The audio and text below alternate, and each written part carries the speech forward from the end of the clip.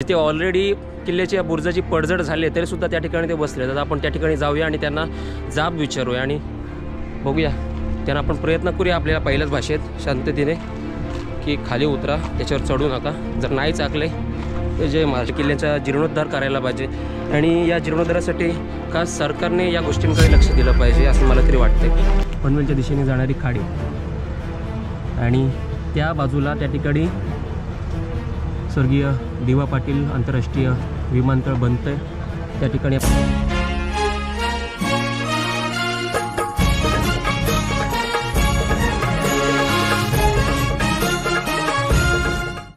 तर मित्रांनो, आज आपण आलेले होते नवी मुंबईमध्ये असलेला एकमेव असा किल्ले बेलापूर दर्शन व अभ्यास मोहिमेसाठी. तर आज आपण जाणून घेणार आहोत या किल्ले बेलापूरचा संपूर्ण इतिहास आणि संपूर्ण अभ्यास, कशाप्रकारे या किल्ल्याची अवस्था आहे आणि कशाप्रकारे या किल्ल्याकडे लक्ष दिलं पाहिजे, या सर्व गोष्टीचा आज आपण अभ्यास करणार आहोत. तर व्हिडिओ शेवटपर्यंत पहा आणि व्हिडिओ आवडल्यास व्हिडिओला लाईक करायला विसरू नका.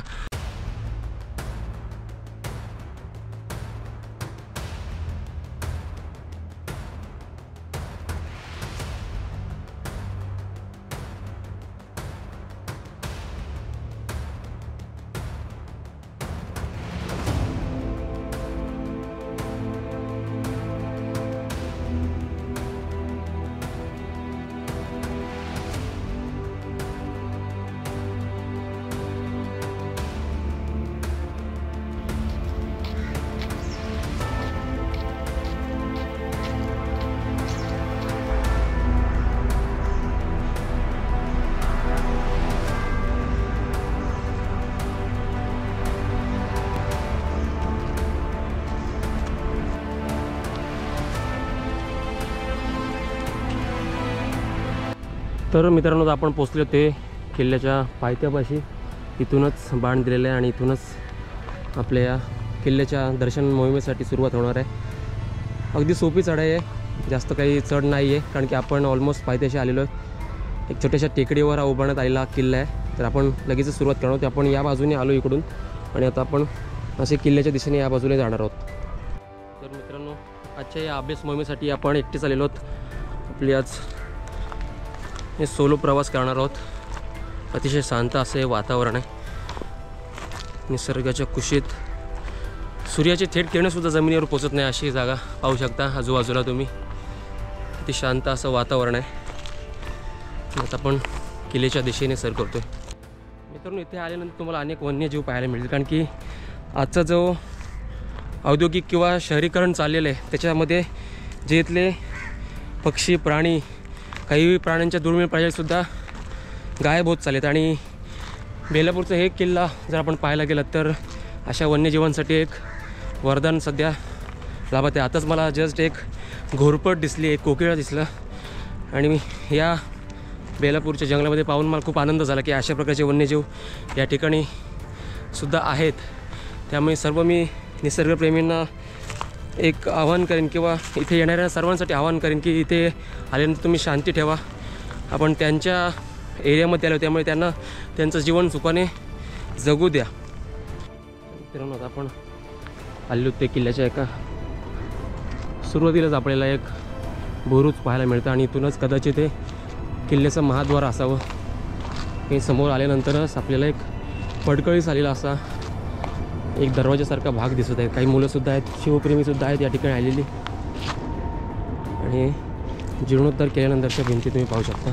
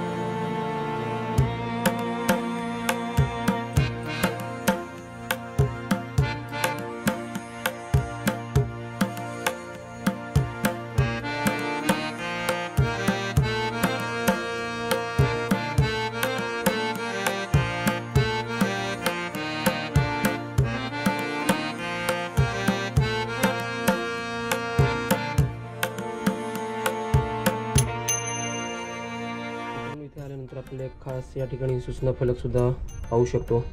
नमस्कार शिवभक्तो, या शिवतीर्थावर आपले हार्दिक स्वागत आहे. या पवित्र स्थळी छत्रपती शिवाजी महाराज यांच्या जरब या गुणाचे स्मरण करा.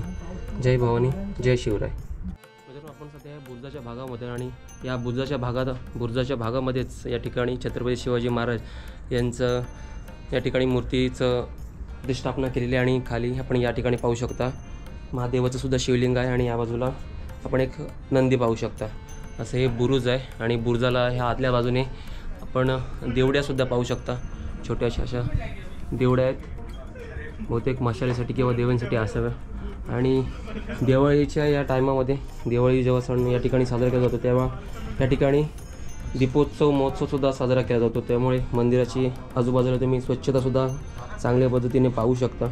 अतिशय स्वच्छ असा परिसर पाहू शकता.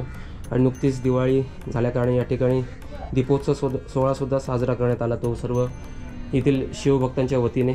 त्यामुळे मंदिर परिसरामध्ये एक चांगली अशी साफसफाई करण्यात आलेली आहे.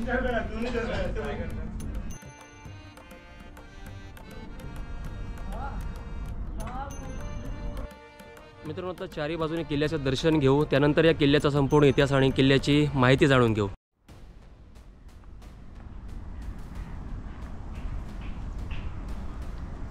किल्ल्याच्या मित्रांनो या बाजूला आपल्याला एक तलावासारखं दिसत आहे, मात्र त्यामध्ये पाणी नाही आहे. पण एक तलावासारखं खोल जागा आपल्याला या ठिकाणी दिसत आहे. आणि डाव्या बाजूने अशा ठिकाणी आपण आता चाललेलो.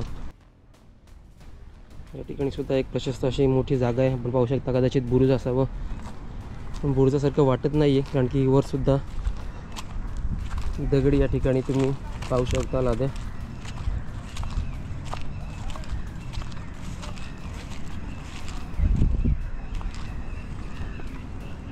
बुरुजच आहे मित्रांनो. त्याच्या खालच्या बाजूने सुद्धा पायऱ्या पाहू शकता, मात्र वर नंतर कदाचित ही जागा संपूर्ण भरून काढली असावी. पण हे बुरुजच आहे या किल्ल्याचं. बुरुजाच्या खालच्या बाजूने सुद्धा वेड्या घातलेली अशी जागा आहे. पायरी मार्ग या ठिकाणी बनवण्यात आलेला आहे आणि समोर असा घनदाट जंगल. आपण आता किल्ल्याची सर्व तटबंदी पाहतात. ही मागून झालेलं बांधकाम आपण पाहत आहोत आणि हे कदाचित हे जुनं बांधकाम आहे आणि हे आत्ताचं मागून केलेलं बांधकाम, जे सिमेंटचं बांधकाम आपण पाहतात, मात्र ढासळलं आहे. नक्कीच त्या कामामध्ये निष्ठा नसावी कदाचित, कारण की जे किल्ले त्या काळी बांधलेले त्यांचे बांधकाम आपण या ठिकाणी पाहू शकता. आणि हे आत्ताचं बांधकाम त्याचं पडतळीस आलेलं आहे. मित्रांनो, मी सध्या गडाच्या दक्षिण बाजूला आहे आणि या ठिकाणी सुद्धा मला एक काहीसं असं एक स्ट्रक्चर पाहायला मिळत आहे. या ठिकाणी पायऱ्या आहेत आणि खाली काहीसं दिसत आहे या ठिकाणी.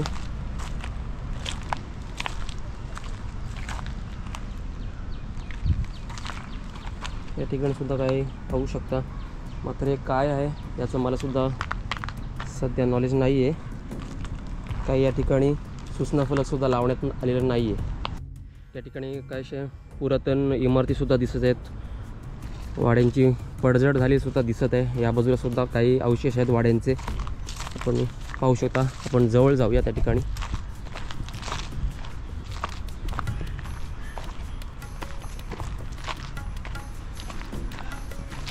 या ठिकाणी सुद्धा पाहू शकता अतिशय भग्न अवस्थेत असलेला हा किल्ला. पिंपळाने सुद्धा या ठिकाणी या इमारतीच्या भिंतींवर कब्जा केलेला आहे. या ठिकाणी एक सूचना फलक आपण पाहू शकतो, पुरातन इमारत आणि काहीसे अवशेष पडलेले आहेत या ठिकाणी.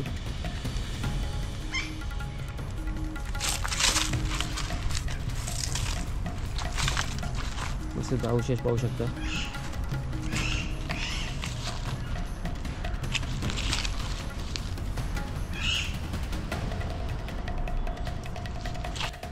या ठिकाणी सुद्धा किल्ल्याच्या खोल्यांचे काहीसे अवशेष आहेत अजूनसुद्धा.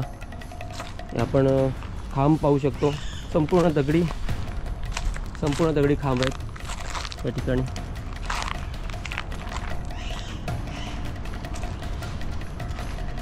इथे सुद्धा एक सूचना फलक लावण्यात आलेला आहे, खोल्यांचे अवशेष.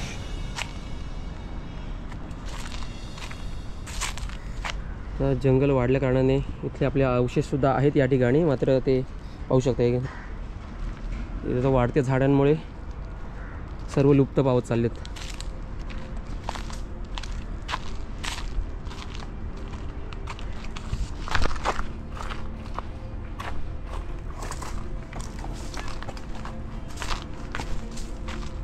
इथून पुढेच गेल्यानंतर आपल्याला एक पाण्याचा हौद दिसत आहे या ठिकाणी. पाण्याचा हौद सध्या त्यामध्ये पाणी नाही आहे. याचं सुद्धा जीर्णोद्धार झालेलं कदाचित, कारण की बाजूने संपूर्ण सिमेंटचं बांधकाम दिसत आहे. त्या हौदाच्या पलीकडे जाऊया.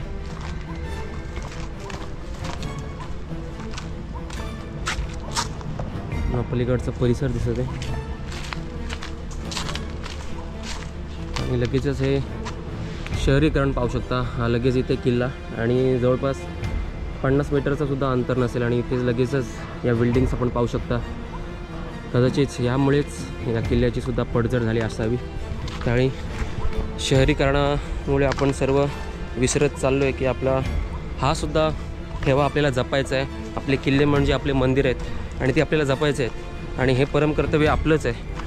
शहरीकरण ठीक आहे, माणूस प्रगतीच्या दिशेने चालला आहे, मात्र प्रगतीकडे जाता असताना आपण या किल्ल्याची सुद्धा पावित्र्यता राखली पाहिजे. किल्ल्याचं महत्त्वसुद्धा जाणलं पाहिजे.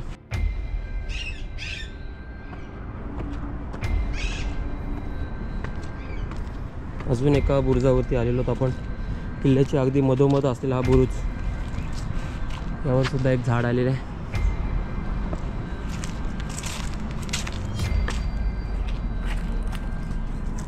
इथून किल्ल्याचा बहुतेक सर्वच भाग दिसत आहे वरून.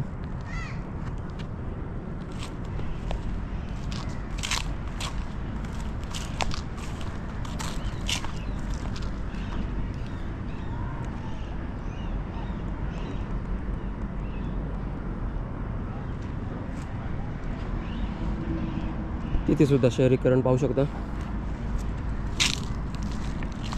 नमस्ते मित्रांनो, जय शिवराय. मित्रांनो, सध्या मी आहे बेलापूर किल्ल्यावरती.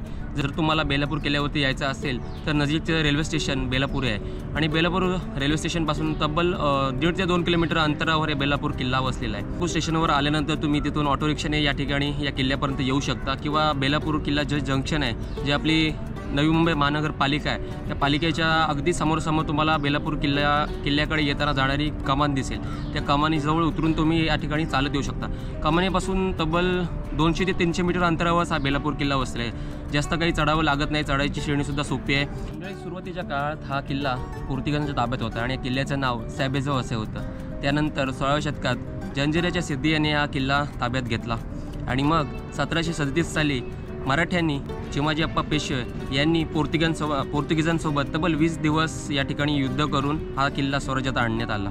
त्यावेळी मराठ्यांनी शंकराला एक नवस केला होता आणि शिवलिंगावर बेलाची पानं अर्पण केली होती आणि त्यावेळी असं म्हणण्यात आलं होतं की जर हा किल्ला आमच्या ताब्यात आला तर आम्ही तुला बेलपत्र वाहू.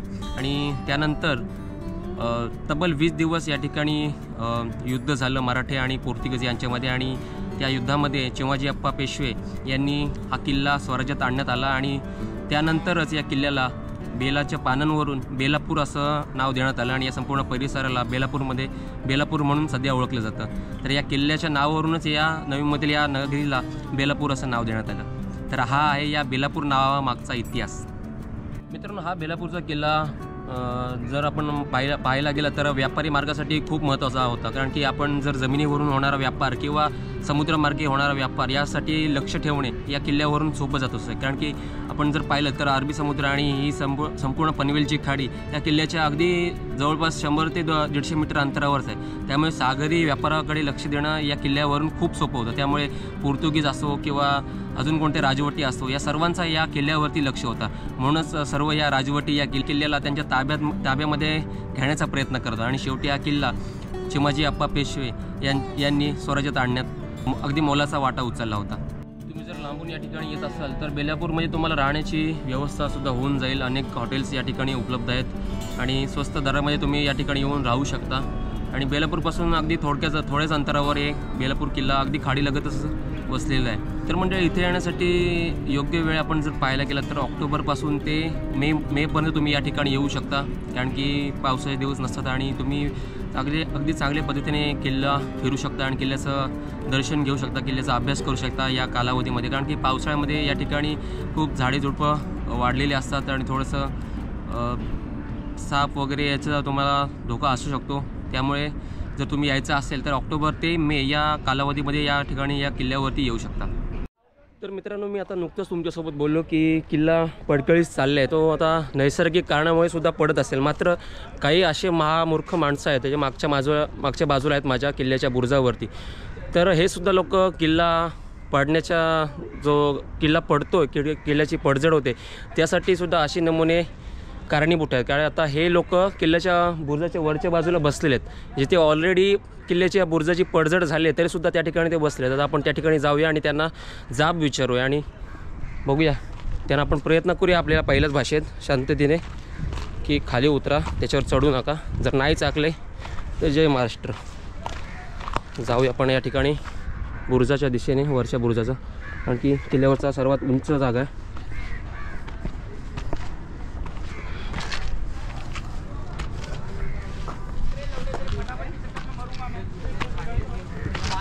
या ठिकाणी नमुने आहेत। हे भाऊ, त्याच्यावर चढू नको, उतर खाली, आधीच पडलेले आहेत त्यात, तुम्ही त्याच्यावर चढताय, अजून त्या किल्ल्याची वाट लागेल ती। हे बघू शकता तुम्ही या ठिकाणी, खाली उतर, फोटो काढ किती पण खाली उतर।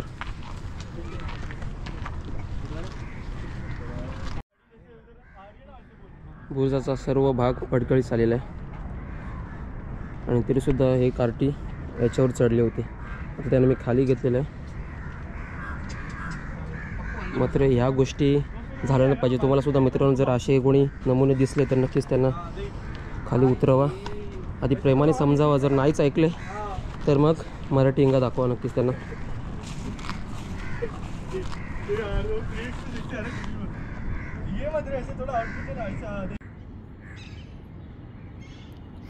तर असा किल्ले बेलापूरवरचा बुरुज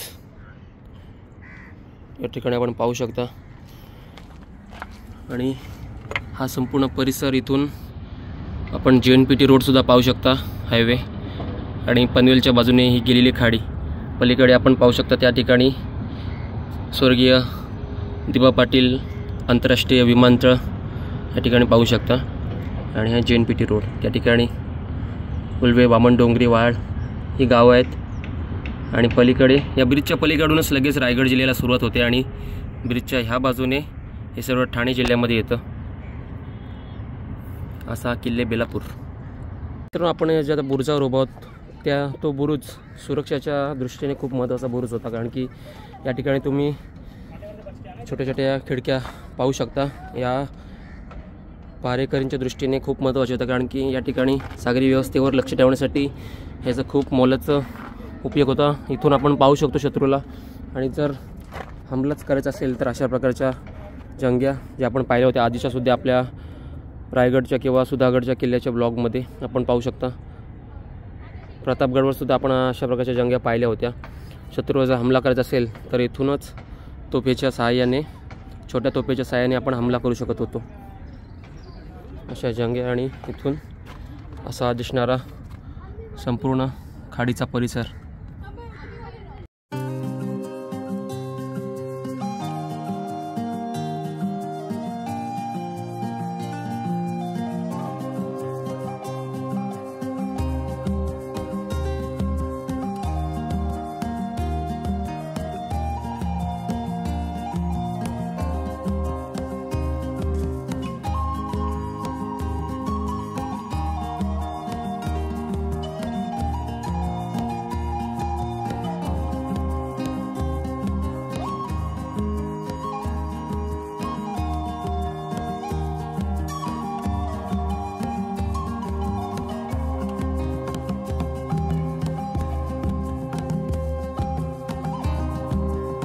या ठिकाणी साती आसरा देवीचं मंदिर सुद्धा आहे, आपण आता जाणार आहोत त्या ठिकाणी दर्शनासाठी।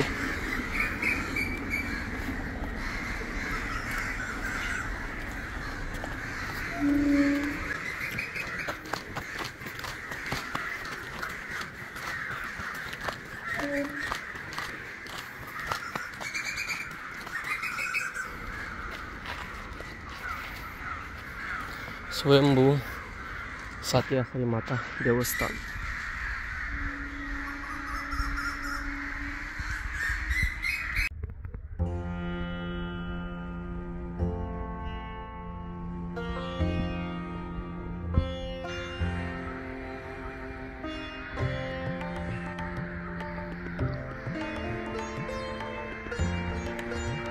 म्हणजे हे असं साती आसरा आईचं मंदिर आहे आणि मंदिराच्या समोरच अशी विहीर आहे. पलीकडे एक छोटंसं तलाव. आजूबाजूला पक्ष्यांचा किलबिलाट होत आहे. नुकतेच मंदिराचे पुजारी देवबत्ती करून घरी गेलेले. सुंदर असं मंदिर अगदी या निसर्गरम्य वातावरणामध्ये. पक्ष्यांचा किलबिलाट या ठिकाणी पाहू शकता. केळीचे वगैरे झाडे आहेत. सुंदर असं गार्डन सुद्धा आहे या ठिकाणी. अतिशय शांत आणि मनमोहक असा प्रसन्न असं आपल्या मनाला शांती देणारा हा परिसर. तर मित्रांनो, हा होता आपला आजचा ब्लॉग. व्हिडिओ आवडल्यास व्हिडिओला लाईक करायला विसरू नका आणि आपल्या चॅनलवर जर नवीन असाल तर चॅनलला सबस्क्राईब करायला विसरू नका. तोपर्यंत पुन्हा एका भेटू नवीन व्हिडिओमध्ये. जय जिजाऊ, जय शिवराय, जय महाराष्ट्र.